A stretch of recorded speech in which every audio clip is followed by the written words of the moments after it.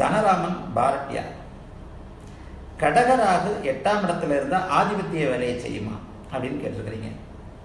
இப்போ இந்த கடகராகு 8ஆம் இடம்னு வரும்போதே உங்களுக்கு தனுசு லக்னம்னு நீங்கன்னு வந்துடுது. இதெல்லாம் பிரித்து நான் இப்போ ஏற்கனவே ஒரு நேயருக்கு சொன்ன மாதிரி ஒரு விஷயத்தை 2 நிமிஷத்தில் சுருக்கமாக சொல்லிட முடியாது. கடகராகு நல்லவர், 8ஆம் இடராக நல்லவர் இல்லை. தனுசுக்கு 8ஆம் இடம் நல்ல இடம் தான். ஏன்னா தனுசுடைய நண்பரான சந்திரன் அந்த 8ஆம் இடத்திற்கு அதிபதி. அட்டமாதிபதி யார் என்றதை பொறுத்து தான் பலன். 8 இருந்தாலும் 6 இருந்தாலும் அவன் லக்னத்தின் நாயகனுக்கு நண்பனா பகைவனா, அது ஒரு மிக மிக முக்கியமான விஷயம்.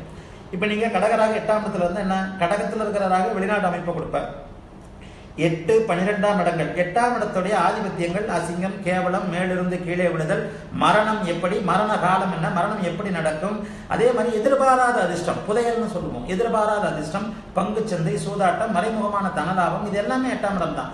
ஒரு ஆதிபத்தியம், ஒரு வீடு ஒரு ஆதிபத்தியம்னு எடுத்துக்கொண்டீர்களே ஆனால் அந்த ஆதிபத்திலே நல்ல விஷயங்களும் இருக்குன்னா கெட்ட விஷயங்களும் இருக்கின்றன.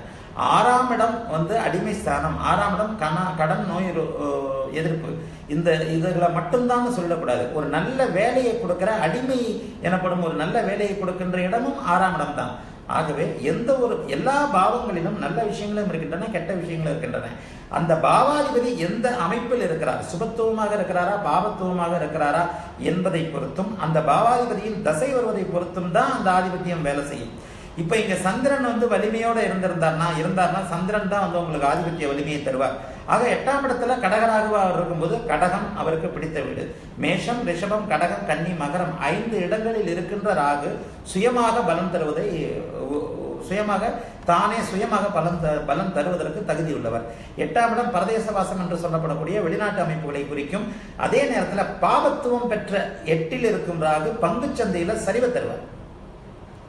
பாவத்துவம் உள்ள 8ஆம் இடத்தில் இருக்கும் ராகு சூதாட்டம் போன்ற பேராசை, பெருநஷ்டம் போன்ற விஷயங்கள்ல ஒரு ஜாதகரை உள்ள இழுத்து கொண்டு போய் நஷ்டத்தை கொடுப்பார். ஆரம்பங்கள்ல ஒரு மாதிரியான ஒரு சின்ன சின்ன லாபங்களை கொடுத்து கடைசியில மொத்தமா கவுப்பார்.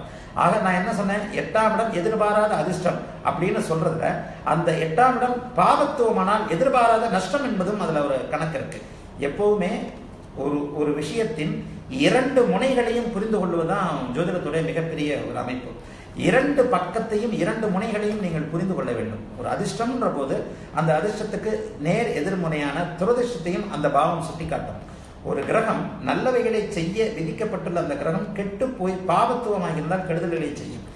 ஆகவே ஒரு பாவத்திற்கு உள்ளே அடங்கின அந்த விஷயங்களை எந்த விஷயத்தை அந்த கிரகம் தரும் என்பதற்கு அந்த கிரகத்துடைய சுபத்துவமும் அசுபத்துவமும் உங்களுக்கு கை கொடுக்கும்.